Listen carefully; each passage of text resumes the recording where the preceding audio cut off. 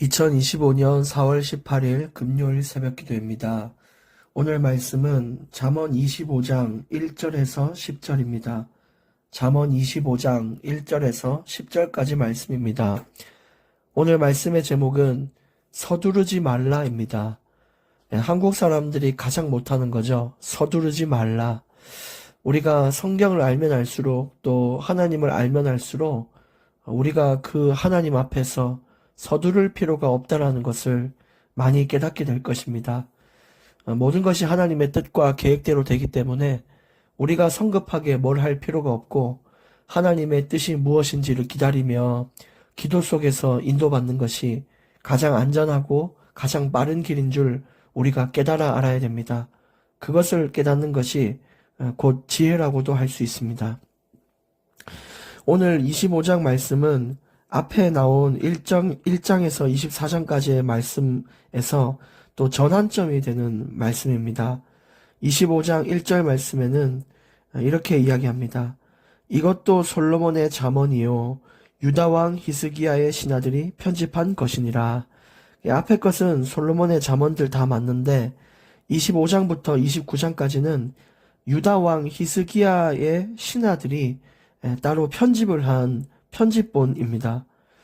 어떻게 편집을 했는지는 구체적으로 알 수 없지만 예를 들어 소실되었던 잠언서를 찾아서 복원을 했거나 아니면 다시 이렇게 조금 그 시대에 맞게 변형을 해서 대신 그 뜻은 왜곡되지 않도록 이렇게 기록했을 가능성이 있습니다. 어찌됐든 히스기야 왕의 시대 때에 그 신하들이 편집을 한 내용들이 25장부터 29장까지 되겠습니다. 히스기야 왕 시대 때를 아셔야 이것이 얼마나 중요한지를 깨닫게 될 텐데요. 히스기야 왕은 남과 북, 이스라엘이 남으로 또 북으로 나눠진 그때에 남북으로 분열됐던 그 시기에 활동했던 왕이 바로 히스기야 왕이었습니다.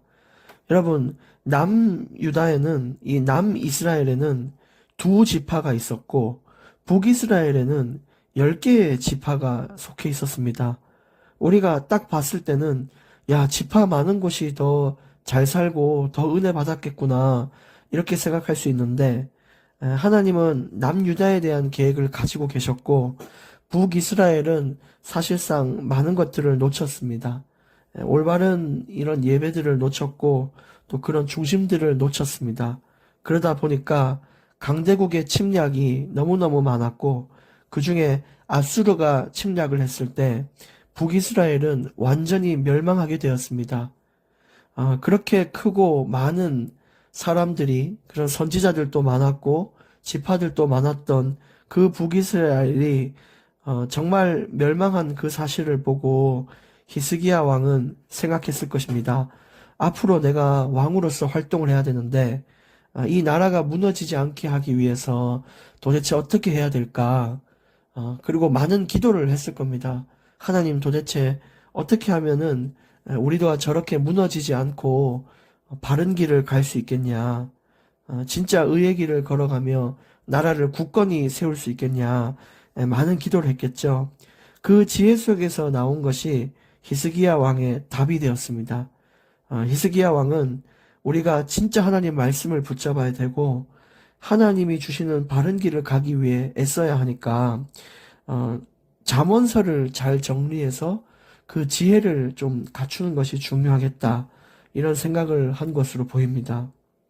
그래서 이 잠언서 우리가 읽고 있는 이 잠언서가 얼마나 중요하고 위대한 하나님의 말씀인지 진짜 한 나라를 세우고도 남을 지혜의 말씀이고 또 가장 인생이 급박하고 절박할 그때에 우리를 다시 세울 수 있는 놀라운 말씀이라는 것을 증명하는 것입니다.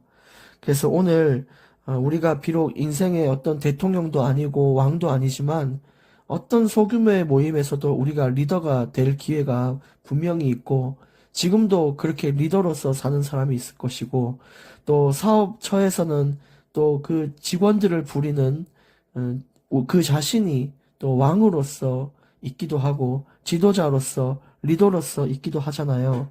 그러니까 이것은 모든 사람들이 알면 참 유익하다 이렇게 볼 수 있습니다. 그래서 오늘 이 말씀을 잘 가지고 우리에게 속한 모든 것을 지혜롭게 다스릴 수 있는 은혜가 우리 삶에 넘치기를 정말 간절히 원하는 것입니다. 그래서 2절부터 이제 함께 말씀 보겠습니다. 이를 숨기는 것은 하나님의 영화요. 이를 살피는 것은 왕의 영화니라. 이제 어떤 왕이 돼야 되겠냐. 이런 히스기야 왕의 깊은 묵상과 고민 속에서 이 잠언서가 편집이 되었고, 이제 그 밑으로 거기에 대한 해답들을 자꾸 얻어가는 그런 글들이 있습니다. 이 솔로몬이 남긴 글이지만 많은 것들을 배웠고, 이 히스기야 왕 역시 아주 이 말씀을 귀하게 여기고 이 말씀을 가지고 나라를 아마 다스렸을 것입니다. 그 2절에 보면 이를 숨기는 것은 하나님의 영화다라고 말을 했습니다. 하나님은 모든 것을 다 우리에게 보여주시지 않고 필요한 것만 일단 계시를 하셨어요. 그거 역시도 숨기는 일이고요. 또 우리가 하나님의 그 놀라운 지혜를 다 알려고 해도 다 알 수가 없어요. 그만큼 하나님은 크고 강대하고 위대한 분이시다. 그게 하나님의 속성입니다. 그래서 그런 것들, 인간이 미처 다 알지 못하는 것까지 가지고 계신 그분이 바로 하나님의 속성이다. 이런 뜻인데, 그러면 반대로 이 왕이라는 사람은 어떤 사람이냐? 왕은 하나님처럼 어떤 걸 숨기거나 그런 자리가 아니라 모든 걸 드러내는 자리가 왕이라는 거예요. 어떤 조직이나 모임에 진실함을 드러내는 거, 공정하게 그 조직이 유지되고 돌아갈 수 있도록 할 수 있는 거, 그 나라가 설 수 있도록 하는 거, 그것이 왕의 일입니다.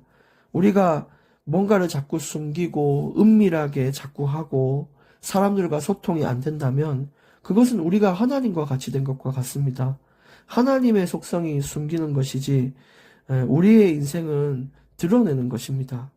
그래서 편파적으로 사람을 대해서도 안 되고 항상 어떤 곳에서 악인 보고 당신 잘했다 이래서도 안 되고 진리를 드러내는 것이 왕의 역할입니다. 그래서 왕은 항상 그 나라에 알 권리를 보장해줘서 모든 백성들이 지금 그 상황을 알도록 나라가 돌아가는 거, 왕이 지금 무엇을 하는지 이것들을 알리는 것이 중요하고요. 그것이 바로 소통이고 한 마음이 될 수 있는 또 길이기도 합니다. 또 그 나라에 억울한 백성이 없도록 돕는 것도 중요합니다. 저는 초등학교 다닐 때 방학 때 일기 써오는 숙제를 해서 학교에 냈었습니다. 근데 선생님이 제가 글씨를 그때 참 또박또박 잘 썼거든요. 평상시에는 날렸었는데 그 숙제할 때만큼은 정말 최선을 다해서 했던 기억이 있어요. 그래서 기쁜 마음으로 숙제를 냈는데 어머니가 대신해줬다고 화를 내면서 결코 믿지 않는 거예요.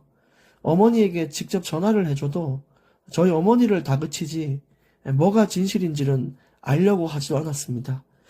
그걸 볼 때 저는 지금도 억울이라는 단어를 생각하면 그날이 떠오르는 것처럼 이 어떤 모임에 억울한 사람이 생기면 그 당한 사람의 상처는 거의 영원토록 가는 것을 저도 느꼈고 또 주변 많은 사람들도 그런 경험이 있는 걸 봤습니다. 그러니까 우리가 어디에 가서도 우리에 관계된 사람들이 억울하지 않도록 진리를 드러내고 공정하게 보고 편파적이지 않으며 그들과 소통하면서 마음을 교제하는 것, 그게 진짜 지도자고 리더고 그것이 하나님이 원하시는 왕의 역할인 것입니다. 그리고 왕은 어떤 걸 잘해야 되냐? 4절 말씀해 보시면 은에서 찌꺼기를 제하라. 그리하면 장색에 쓸만한 그릇이 나올 것이요. 이 은이라는 것도 불순물이 섞여 있으면 순은으로서의 가치가 떨어지고 어떤 걸 만드는 것에 한계가 옵니다. 그래서 정제하는 과정을 거쳐서 불순물을 제하고 그 순수한 은을 가지고 이런 그릇도 만들고 접시도 만들고 어떤 기구도 만들고 하는 것이죠. 그것처럼 우리 인생에도 불순물을 제거할 수 있는 인생이 돼야 됩니다. 여러분, 우리가 아무리 가치가 없어 보여도 하나님의 형상이기 때문에 이 인간이라는 가치는 비교할 수 없을 만큼 놀라운 가치를 가지고 있습니다. 저와 여러분 모두 다 그런 가치가 있습니다. 원래 있는데 거기에 죄라는 불순물이 쌓이고 거기에 나의 고집, 나의 편견, 나의 틀이라는 불순물이 섞이게 되면서 가치가 자꾸만 줄어드는 것처럼 보인 것이지, 우리가 말씀 속에서, 기도 속에서 정말로 우리 인생의 그 불순물을 제거해 나가면 우리의 가치가 얼마나 큰지, 하나님의 형상이란 것이 얼마나 놀라운 축복인지를 진짜 깨달아 알게 될 것입니다. 인생의 불순물을 제거하고 안 되는 나의 것을 제거하는 그런 은혜가 우리 가운데 있기를 원합니다. 또 5절에는 왕 앞에서 악한 자를 제하라. 그리하면 그의 왕위가 의로 말미암아 견고히 서리라. 우리 살다 보면 주변에서 진짜 잘못된 말을 하는 사람들이 많을 때가 있습니다. 어떤 사람은 이렇게 해야 된다, 어떤 사람은 아니다 이렇게 얘기했는데, 우리가 딱 들어보면은 조금만 깊이 생각하면은 뭐가 맞는지 나오거든요. 어떤 조언이 더 맞는 것인지를 알게 됩니다. 근데 자꾸 말도 안 되는 소리, 틀린 소리를 하는 그런 악한 자들이 있어요. 그렇다면 그런 자들을 제하는 것이 맞다는 것입니다. 왕 옆에 신하들이 많고 그들이 하는 소리를 듣고 이 정치나 나라를 다스리는 것에 적용을 할 때가 있잖아요. 그런데 자꾸만 틀린 소리를 하는 신하를 옆에 두면 이 왕의 마음이 자꾸 흔들리고 너무 마음이 힘들게 되죠.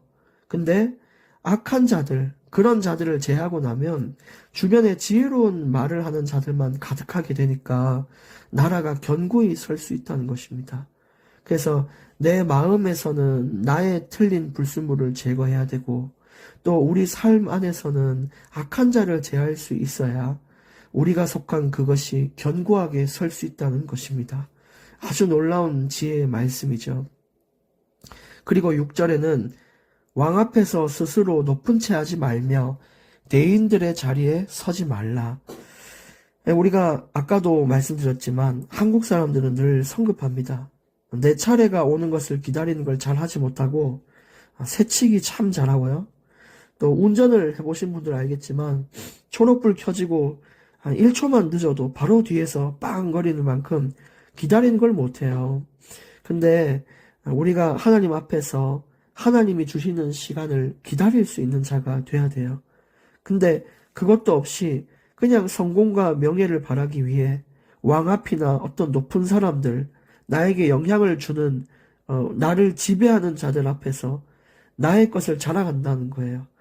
나는 뭐 토익이 막 뭐고 물론 그렇게 말해야 되는 자리라면 말해야 되는 것이 맞지만 승진과 명예, 그 성공과 부귀영화를 위해 자기를 한껏 높이는 그런 성급한 일들을 자꾸 해요. 하나님께 질문도 안 하고 하나님 뜻도 묻지 않고 그저 성공은 좋은 거다라는 그런 자기가 세운 틀 앞에서 행동을 하는 것인데, 그렇게 하지 말라는 것입니다. 왕 앞에서 스스로 높은 채 하지 말라는 것입니다. 7절, 이는 사람이 네게 이리로 올라오라고 말하는 것이 네 눈에 보이는 귀인 앞에서 저리로 내려가라고 말하는 것보다 나음이니라. 그러니까 이리로 올라오라 라고 말하는 것이 낫다는 거예요.